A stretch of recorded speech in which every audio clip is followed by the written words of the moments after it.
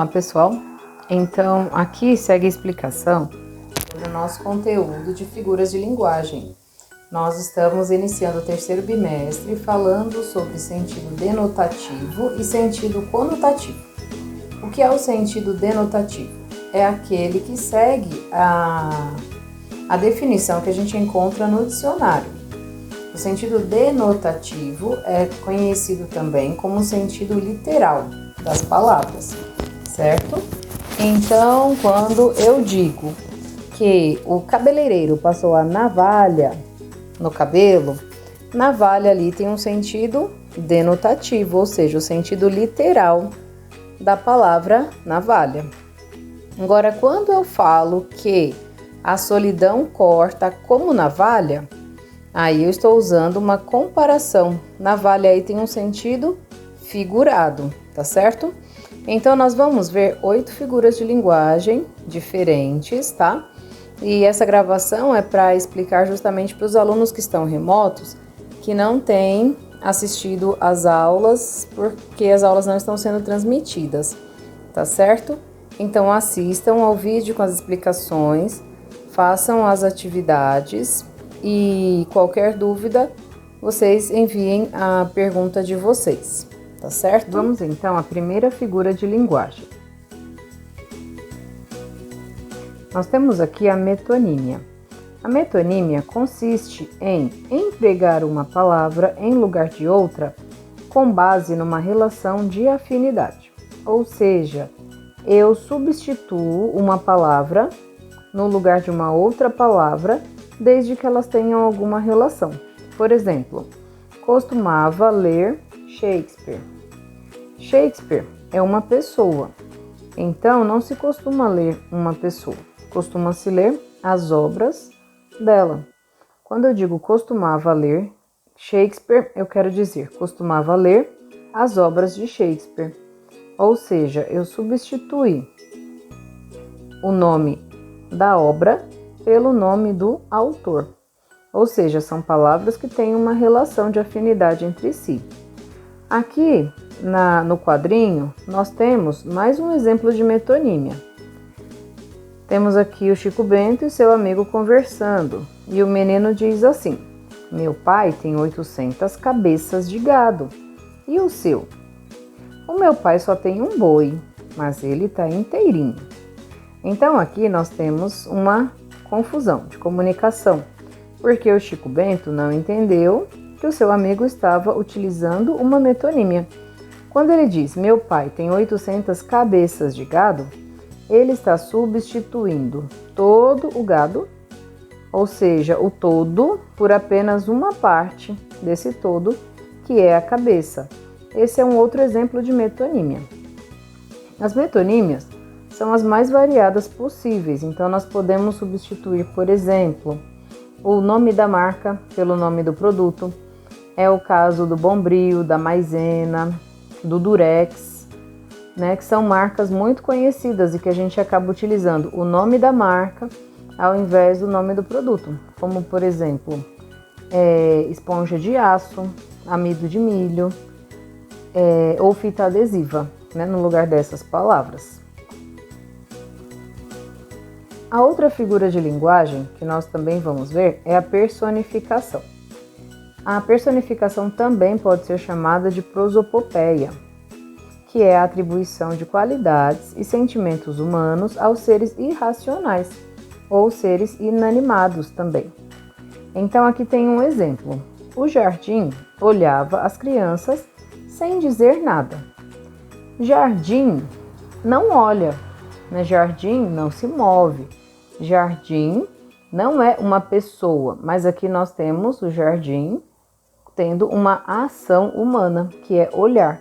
Então, nós chamamos isso de personificação. Vamos ver mais um exemplo aqui. Então, Zé Lelé está aqui, na primeira imagem, se olhando no espelho. E o Chico Bento pergunta, tá se olhando no espelho, Zé Lelé? Eu não. Ele é que tá me olhando. Ou seja, espelho não olha. Espelho olhar é uma personificação. Eu estou atribuindo uma ação humana a um ser inanimado, no caso aqui o espelho. Nossa terceira figura de linguagem é a antítese.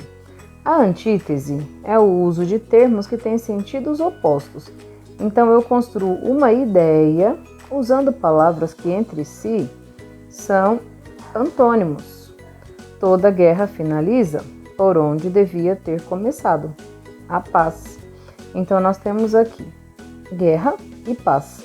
São palavras que têm sentido oposto, mas estão juntas na mesma construção, dentro da mesma ideia.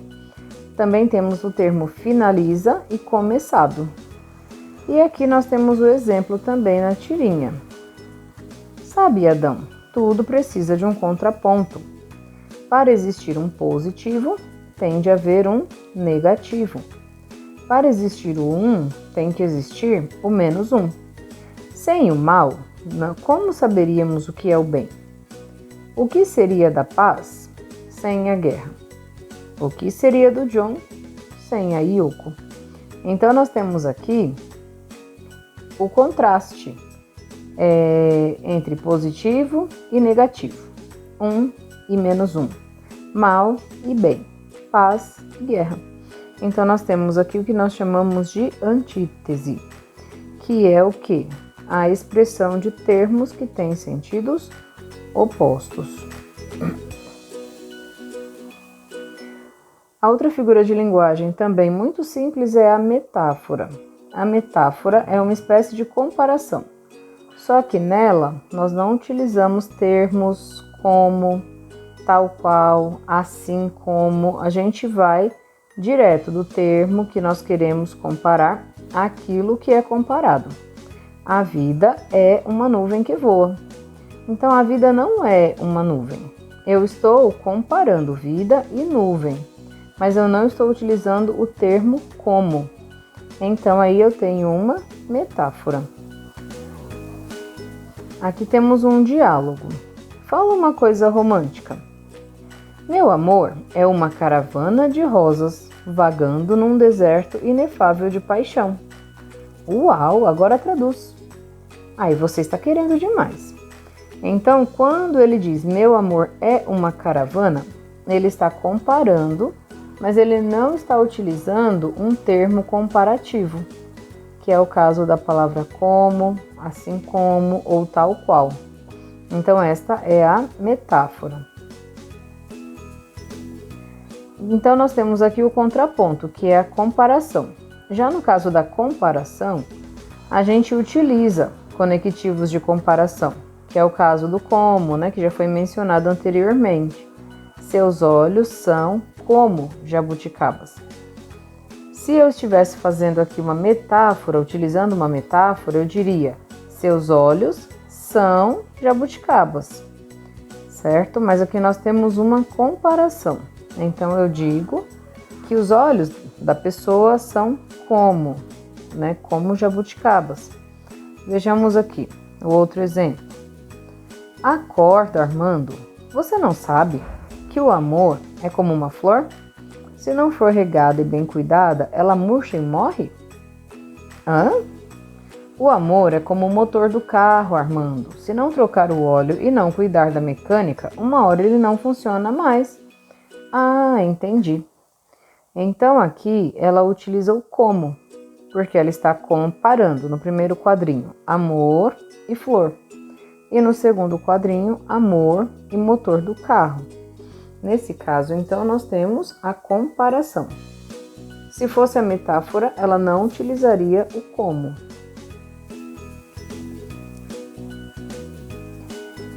A próxima figura de linguagem é muito simples de compreender.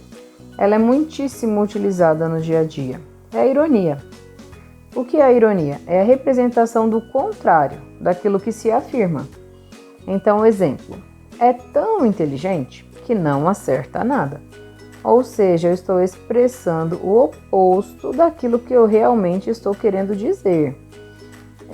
Vamos supor que eu vejo alguém fazendo uma coisa errada que eu reprovo. E eu falo assim, que bonito. Eu estou usando ali o quê? Uma ironia. Por quê? Isso não é bonito. Eu estou expressando exatamente o oposto daquilo que eu quero dizer. Temos aqui também a catacrese, que no caso é o emprego impróprio de uma palavra, porque a gente não encontra uma mais específica para isso. Então, um exemplo clássico é o verbo embarcar. Quando se fala em embarcar, logo se compreende que é entrar em uma embarcação. Só que nós utilizamos esse mesmo verbo para entrar em ônibus, para entrar no avião, e também usamos um semelhante a ele, que é o desembarcar, quando nós saímos de transportes grandes, né? Então, desembarcou do ônibus, desembarcou do avião. A rodoviária, o aeroporto, tem o local de embarque e desembarque, mas nesses lugares não se entra em barcos. Então, utiliza-se o termo embarcar por falta de um termo mais específico. Então, isso aí a gente chama de catacrese. Outros exemplos de catacrese são o dente de alho, o pé da cadeira, o braço da poltrona, certo? Então, são exemplos de catacrese, porque são palavras que a gente utiliza porque a gente não tem uma melhor do que essa, vamos dizer assim. Então, aqui nós temos na charge a figurinha de um homem correndo e uma bala atrás dele. E a bala fala assim: "O senhor poderia me ajudar? Estou meio perdida." Então, nós utilizamos o termo bala perdida porque nós não temos um termo melhor do que esse, um mais específico. Mas esse termo é impróprio. Então, aí nós temos o que nós chamamos de catacrese.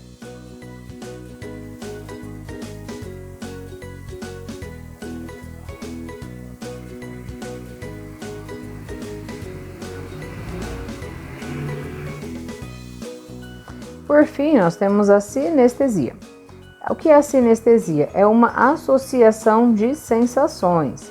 Então, relembrando, nós temos 5 sentidos, que é a visão, a audição, olfato, tato e paladar.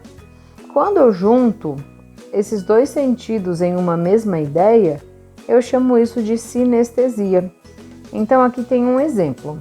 Com aqueles olhos frios, disse que não gostava mais da namorada. Olhos está associado à visão e frios está associado ao tato. Então, aqui nós temos o que chamamos de sinestesia, ou seja, a mistura de sensações. Se eu dissesse, por exemplo, ele tinha uma voz macia. Voz está associado à audição, aquilo que nós ouvimos. Macia está associado ao tato, aquilo que nós tocamos, sentimos, através das mãos, da pele.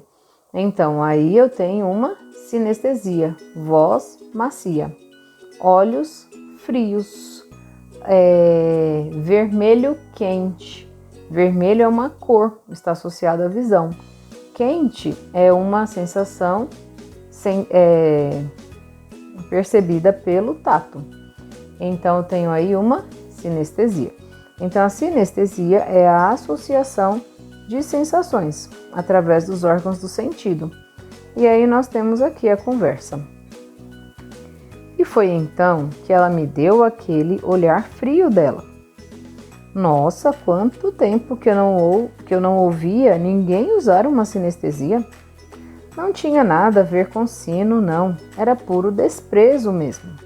Então vejam, quando ele fala de olhar frio, eu tenho aqui a mistura de 2 sensações, né? A da visão e o tato.